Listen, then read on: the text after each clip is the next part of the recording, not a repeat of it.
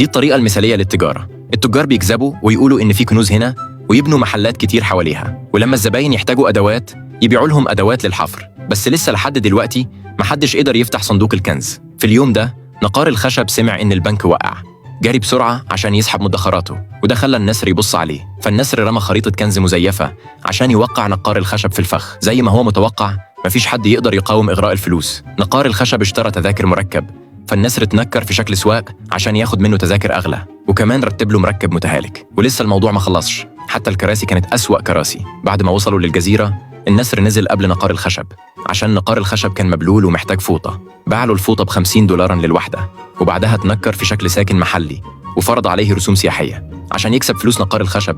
النسر خده على كوبري معمول من حبال، الحبل كان بيرتعش وفلوسه وقعت، وكل الفلوس دي راحت في جيب النسر. ومش بس كده، بعد ما وقع في النهر النسر كمان طلب منه غرامة $10 عشان ممنوع العوم. وأخيراً نقار الخشب وصل لمكان علامة الكنز، ولما حفر وفتح الصندوق اكتشف إنه محتاج مفتاح.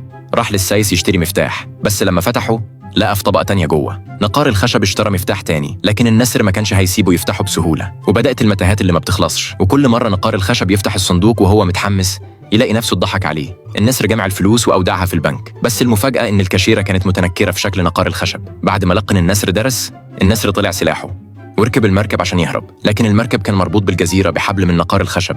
وفجأة مركب صيد جرى الجزيرة كلها لحد الخليج، وفي الآخر الشرطة قبضت على النسر